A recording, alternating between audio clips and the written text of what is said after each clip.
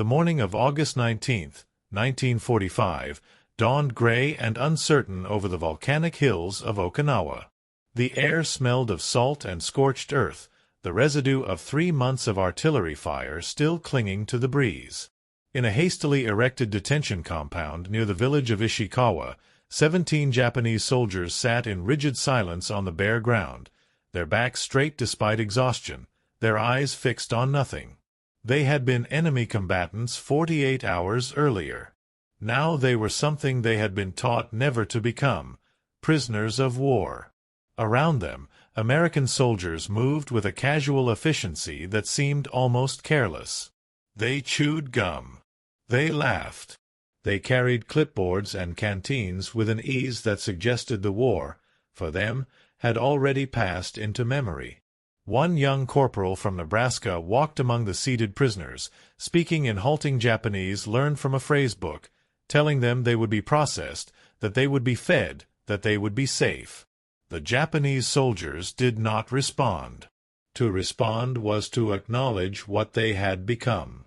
In the pocket of Private First Class Takashi Yamamoto's torn uniform, pressed against his ribs, was a photograph no larger than a playing card. It showed his wife, Keiko, standing beside their small wooden house in Kumamoto, holding their daughter, who would be 4 years old now if she still lived.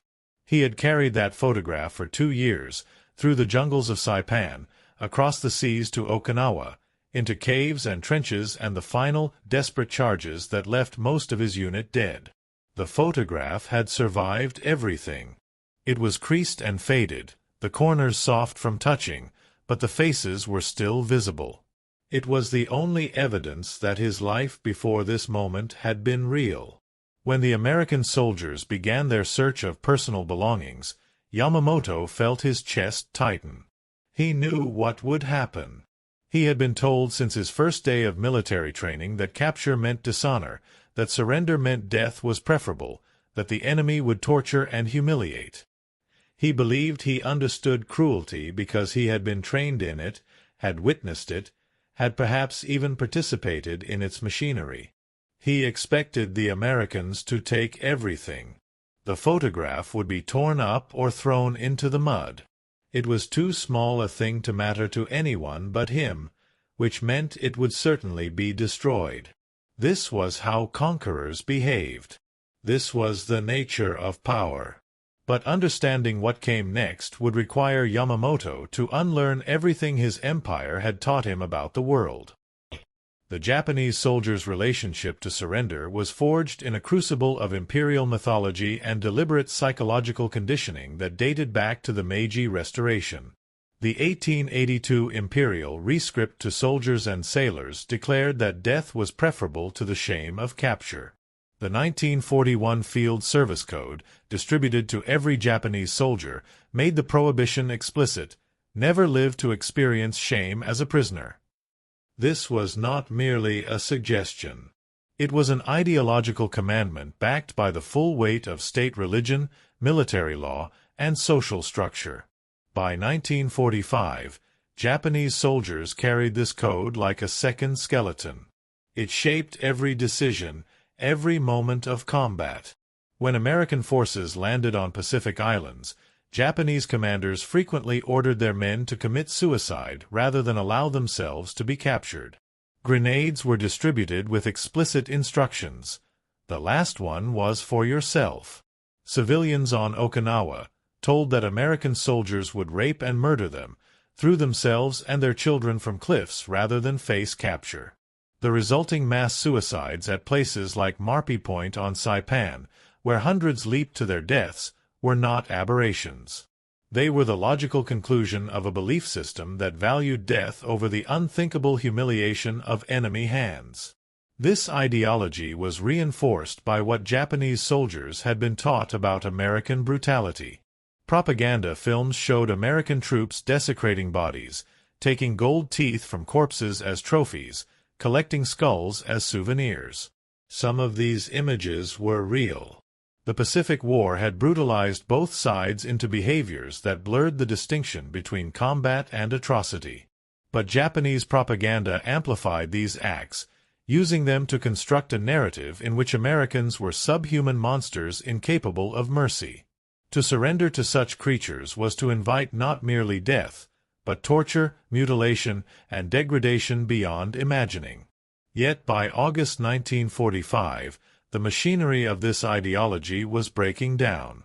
Japan had lost the war in every meaningful sense. Its cities were ash. Its navy was destroyed. Its army was scattered across 1,000 islands, cut off from supply, starving, and reduced to fighting with bamboo spears and bayonets. When Emperor Hirohito's radio address announced Japan's surrender on August 15, many soldiers heard it as a transmission from another world, a world in which the impossible had occurred.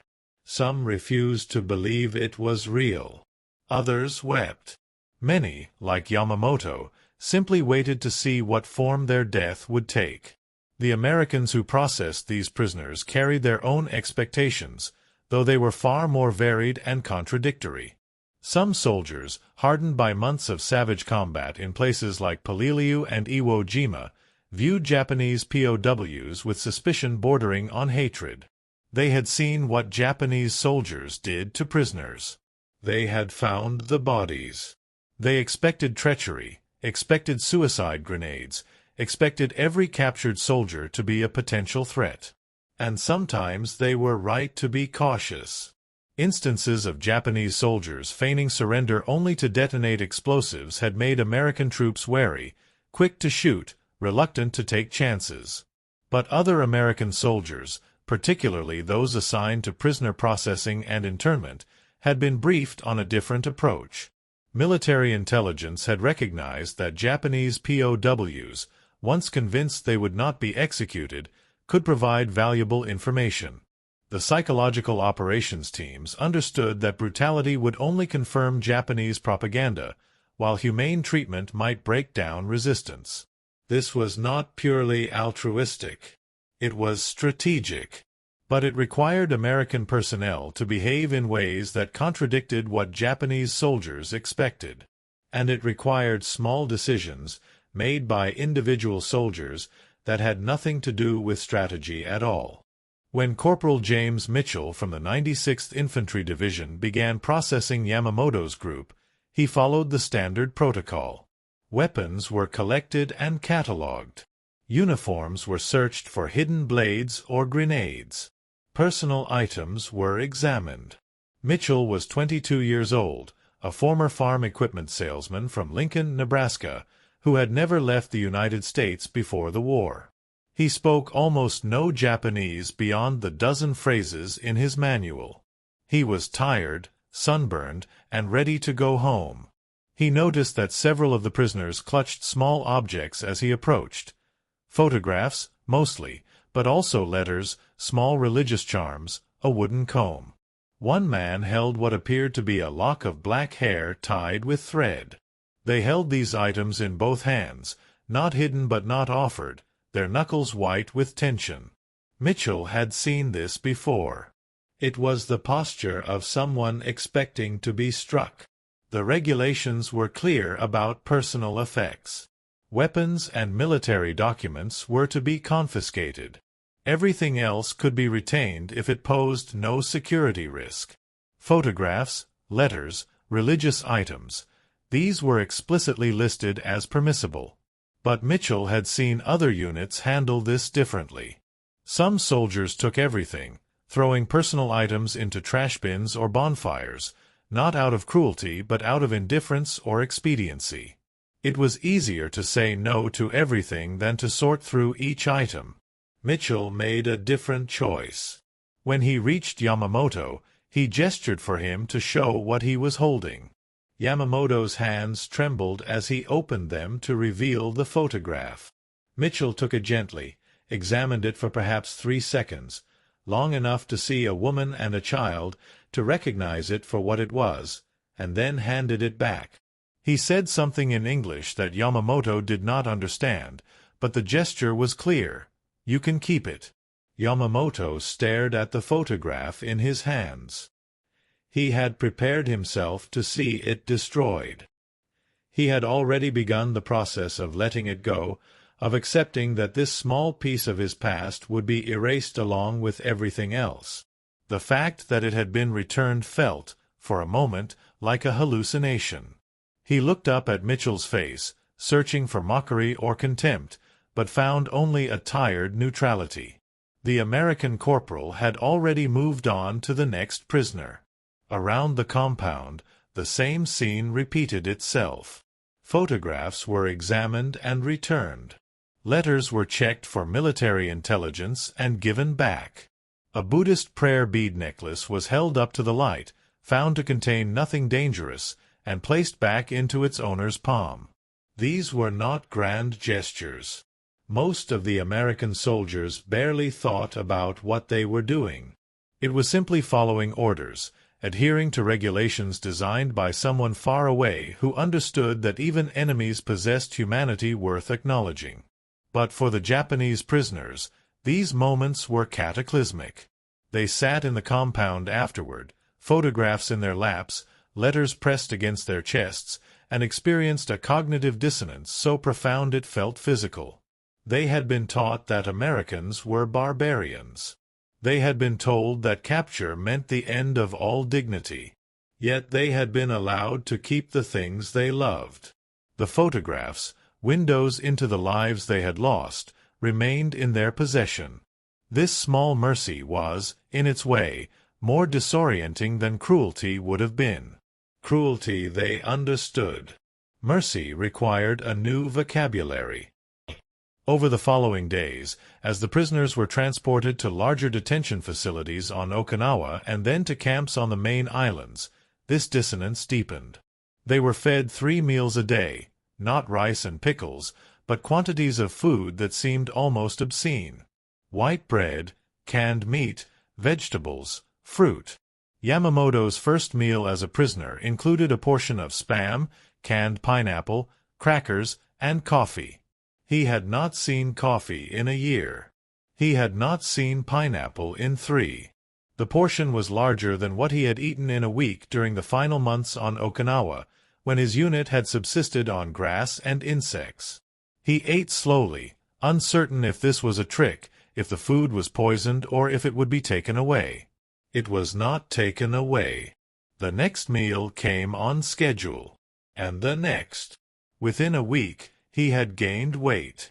His dysentery began to clear. The constant grinding hunger that had defined his last months of combat faded into something he had almost forgotten: satisfaction. This abundance was not accidental. American military planners had determined that well-fed prisoners were healthier, more cooperative, and less likely to attempt escape or resistance. The Geneva Conventions required adequate nutrition, and the United States, with its vast agricultural and industrial capacity, could provide it without significant strain. But for Japanese soldiers accustomed to an empire that starved its own troops, the experience was revelatory. They had been told that America was weak, that its soldiers were soft, that its people were decadent and lacked the spiritual strength to endure hardship. Yet here was an army that fed even its enemies better than the Imperial Japanese Army fed its loyal soldiers.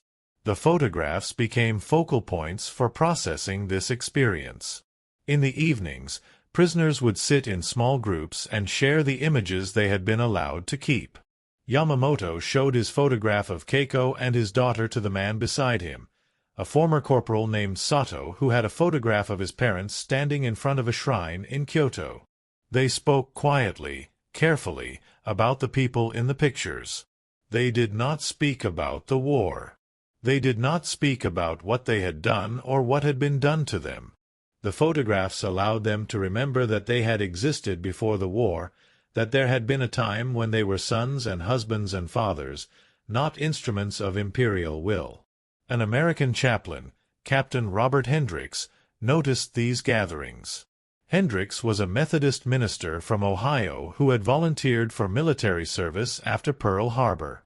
He carried a small box camera and had been documenting the prisoner camps, partly for official records and partly because he believed someone should bear witness to what happened in these places. He approached Yamamoto's group one evening and, through an interpreter, asked if he could photograph them. They agreed, wary but not hostile. The resulting image, preserved in the National Archives, shows 5 Japanese soldiers sitting cross-legged on the ground, each holding a photograph in his hands. Their uniforms are clean but worn. Their faces are thin, marked by exhaustion and something deeper, a kind of hollowed-out emptiness that comes from having survived what should have killed them. But they are not looking at the camera. They are looking at the photographs, and in their faces is an expression that Hendricks later described in his diary as unbearably tender, as if they were holding pieces of the moon. Hendricks wrote, "I had expected to find these men broken or defiant. Instead, I found them bewildered, like children who had been told the sky was red their entire lives and were now seeing blue for the first time. The photographs they held seemed to anchor them to something real. I think perhaps they are the only true things these men have touched in years." The psychological impact of being allowed to retain personal items was documented by American military psychiatrists assigned to POW camps. Dr. Harold Jacobson, a U.S. Army psychiatrist stationed at the Amori internment camp outside Tokyo, conducted interviews with Japanese prisoners between September 1945 and March 1946. His notes, declassified in 1972, provide a clinical perspective on what Yamamoto and others experienced. Jacobson observed that Japanese POWs went through distinct stages of psychological adaptation. The first stage, typically lasting 3 to 7 days, was characterized by shock and hypervigilance. Prisoners expected execution, torture, or forced labor under brutal conditions. They ate sparingly, fearing the food was poisoned. They slept little, anticipating nighttime violence. They interpreted every American action through the lens of their propaganda training, searching for the hidden cruelty they had been promised would come. The second stage, emerging around the end of the first week, involved what Jacobson termed cognitive recalibration. Prisoners began to notice discrepancies between what they had been taught and what they were experiencing. They were not being beaten. They were not starving. Medical personnel treated their injuries and illnesses. They were allowed to write letters home, though mail service was limited. And crucially, they had been permitted to keep their photographs and personal effects. Jacobson wrote, "The retention of photographs appears to serve a critical psychological function. These images represent continuity of identity. For soldiers who have been subjected to years of dehumanizing military conditioning, who have been taught to erase individual desire in favor of collective will, the photograph is a radical assertion of personal history. It says, 'I existed before this. I loved someone. Someone loved me.'" The American decision to allow prisoners to keep these items may seem trivial from a military logistics standpoint, but from a psychological perspective, it is a foundation upon which these men can begin to reconstruct a sense of self. This reconstruction was neither quick nor simple. Many prisoners struggled with profound shame. They had violated the most sacred commandment of their military culture by surviving capture. The fact that their captors treated them humanely did not erase the internal conviction that they had dishonored themselves, their families, and their emperor. Some prisoners refused to write letters home, believing their families would be better off thinking them dead. Others wrote but included coded messages urging their families to forget them, to perform funeral rites, to consider them already deceased. Yet the photographs persisted as evidence of a life worth returning to. Yamamoto found himself looking at the image of Keiko and his daughter multiple times a day, memorizing details he thought he had already committed to memory. The way Keiko's hand rested on their daughter's shoulder. The slight smile on his daughter's face, as if she had been on the verge of laughing when the photograph was taken. The shadow of the house's eave falling across the ground. These details were facts, concrete and inarguable. They could not be taken away by propaganda or ideology. They simply were. By October 1945, as the occupation of Japan solidified and the vast machinery of repatriation began, the prisoner camps became sites of unexpected transformation. Japanese POWs, provided with adequate nutrition, medical care, and relative safety, began to talk among themselves about what they had experienced. Conversations that would have been unthinkable 6 months earlier. Conversations that questioned the emperor, the military leadership, the entire structure of thought that had led them into war, began to occur in quiet corners of the camps. Some of this was encouraged by American psychological operations. OPSYC teams distributed Japanese-language newspapers that reported truthfully on the extent of Japan's defeat, the atomic bombings, the Soviet invasion of Manchuria, and the emperor's surrender. Educational programs were established to teach democratic principles, labor rights, and individual freedoms. The goal was re-education, a deliberate effort to transform former enemies into citizens of a new, democratic Japan. But the deeper transformation came from experiences that could not be programmed or mandated. It came from the accumulation of small, daily interactions that contradicted years of propaganda. It came from American guards who showed photographs of their own families, who offered cigarettes, who played baseball with prisoners on Sunday afternoons. It came from the sheer, undeniable fact of abundance, the endless supply of food, medicine, clothing, and goods that suggested an economic and social system fundamentally different from the one they had known. And it came from the photographs they had been allowed to keep, which served as anchors to a reality that predated and would outlast the ideologies that had consumed them. Yamamoto was repatriated to Japan in February 1946, part of a mass movement of demobilized soldiers and displaced persons that saw millions of Japanese return to a homeland that no longer resembled the empire they had served.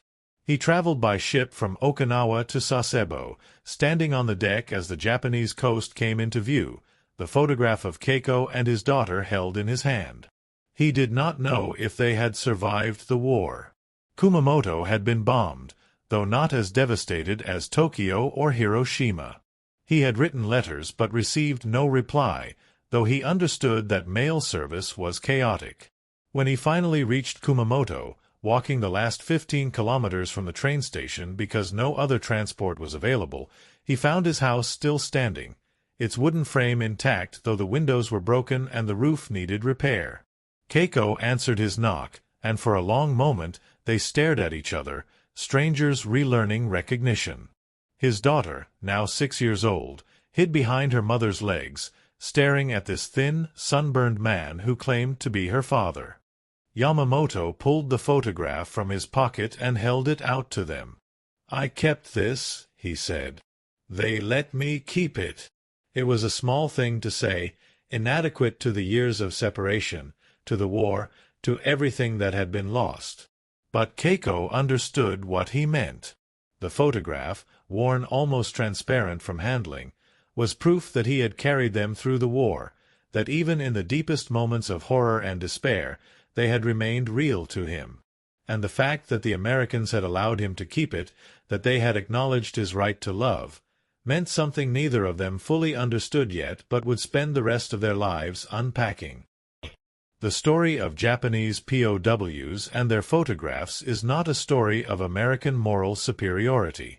The same army that allowed prisoners to keep personal effects also committed atrocities in the Pacific, collected Japanese body parts as war trophies, and participated in a conflict defined by mutual dehumanization. The decision to permit prisoners to retain photographs was partly strategic, partly bureaucratic adherence to the Geneva Conventions, and only partly humanitarian. Individuals like Corporal Mitchell made compassionate choices, but those choices occurred within a military system that could be brutal, efficient, and indifferent by turns. Nor is this a story of Japanese victimhood. The Imperial Japanese Army committed unspeakable atrocities across Asia. The rape of Nanking, the Bataan Death March, the systematic brutalization of prisoners and civilians from China to the Philippines. The ideology that taught soldiers to prefer death over surrender was the same ideology that justified massacres, forced labor, and the erasure of millions of lives. The prisoners who kept photographs of their families were, in many cases, the same soldiers who had participated in or witnessed war crimes. But this story is about the collision between ideology and human reality, about what happens when systems of belief encounter the stubborn, undeniable facts of kindness, abundance, and mercy. It is about how small objects, photographs no larger than playing cards, can become vessels for preserving humanity in conditions designed to erase it. For Takeshi Yamamoto and thousands of Japanese soldiers like him, the experience of being allowed to keep their photographs became a reference point, a moment that divided their understanding of the world into before and after. Before, they had believed that power expressed itself through domination, that enemies existed to be crushed, that surrender meant annihilation. After, they had evidence, tangible, undeniable evidence, that another way was possible. This did not make them democrats overnight. Many returned to Japan confused, ashamed, and uncertain how to reconcile their wartime experiences with the reconstruction of peacetime life. Some never spoke about the war again, burying their memories alongside their uniforms. Others embraced the reforms of the occupation, becoming advocates for democracy, labor unions, and pacifism. Still others retreated into silence, carrying their photographs and their memories like wounds that would not heal. But they remembered. They remembered that at the moment of their greatest vulnerability, when they had expected cruelty, they had encountered something else. They remembered that American soldiers, whom they had been taught to hate as subhuman monsters, had looked at photographs of their wives and children and recognized something worth preserving. They remembered that the army of a democracy, for all its flaws and contradictions, had understood that even enemies possessed interior lives, that even the defeated had the right to love. In the decades after the war, as Japan transformed from a militaristic empire into a pacifist democracy, the stories of former soldiers gradually entered the public consciousness. Yamamoto lived until 1989, working as a postal clerk in Kumamoto and raising 3 more children with Keiko. He rarely spoke about his time as a soldier, but he kept the photograph that the Americans had allowed him to retain, stored in a small wooden box alongside his military discharge papers and a medal he never wore. When his eldest grandchild asked him about the war, shortly before his death, he showed her the photograph. It was nearly destroyed by then, the image faded almost to blankness, held together with tape. But he could still point out the faces. "They let me keep this," he said. "I thought they would take everything, but they let me keep it. I don't think they knew what it meant. Maybe it meant nothing to them. But to me, it meant the war was over. Not because Japan surrendered, but because I was allowed to remember who I had been before I became a soldier. Do you understand?" His grandchild, born decades after the war into a Japan that was peaceful and prosperous, said she understood.